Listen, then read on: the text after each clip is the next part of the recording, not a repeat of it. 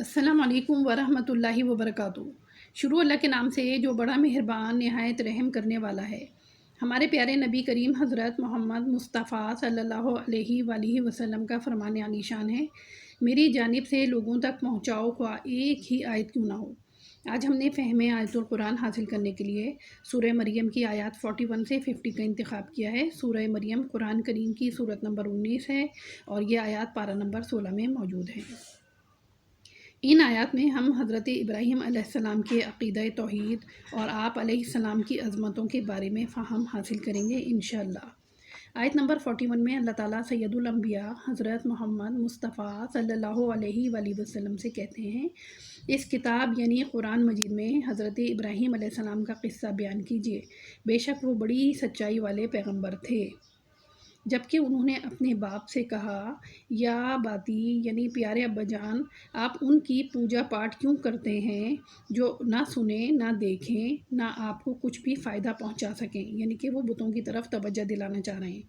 پھر مزید کہتے ہیں، یا باتی میرے مہربان ابا جان، میرے پاس وہ علم آیا ہے جو آپ کے پاس آیا ہی نہیں، تو آپ میری ہی مانیں، میں بالکل سیدھی راہ کی طرف آپ کی رہبری کروں گا۔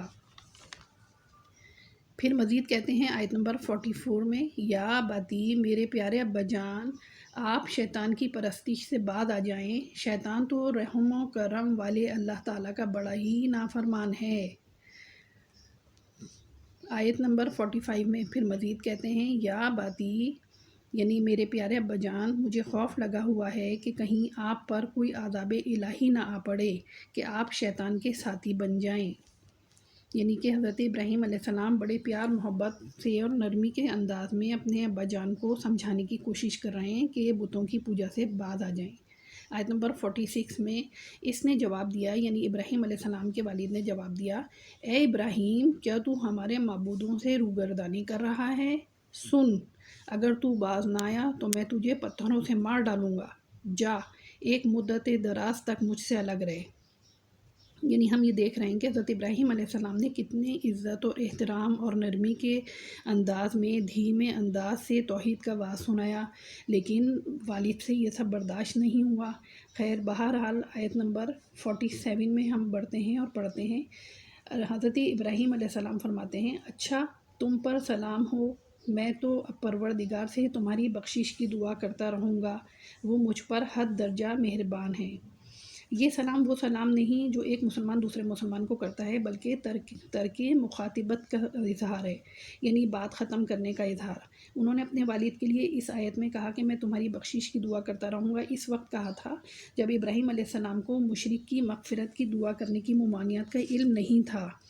وہ علم جب ان کو مل گیا تو آپ نے دعا کا سلسلہ یہ والا موقوف کر دیا۔ سورہ توبہ آیت نمبر 114۔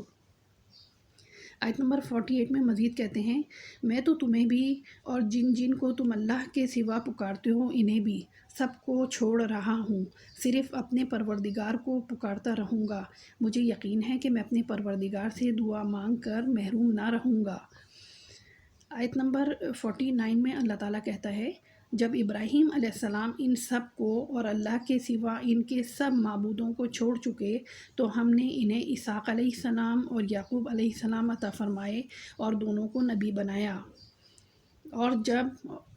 اور ان سب کو ہم نے اپنی بہت سی رحمتیں عطا فرمائیں اور ہم نے ان کے ذکر جمیل کو بلند درجے کا کر دیا۔ یعنی نبوت کے علاوہ بہت سی نعمتیں ان کو ملیں، مثلاً مال، اولاد، اور پھر اسی سلسلہ نسب میں عرصہ دراز تک نبوت کا سلسلہ جاری رہا اور حضرت ابراہیم علیہ السلام جد الانبیاء ابو الانبیاء کہلائے۔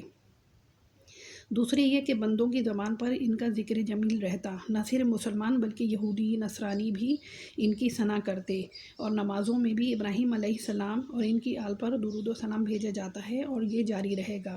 اور یہ درود ابراہیم کا اتنا بڑی شان ہے اس درود ابراہیم کی کہ ہمارے پیارے نبی کریم صلی اللہ علیہ وآلہ وسلم کو بھی یہ درود ابراہیم بہت ہی زیادہ پسند تھا۔ اللہ تعالیٰ ہمیں قرآن مجید کو سمجھ کر پڑھنے، اس پر عمل کرنے اور دوسروں تک پہنچانے کی توفیق عطا فرمائے۔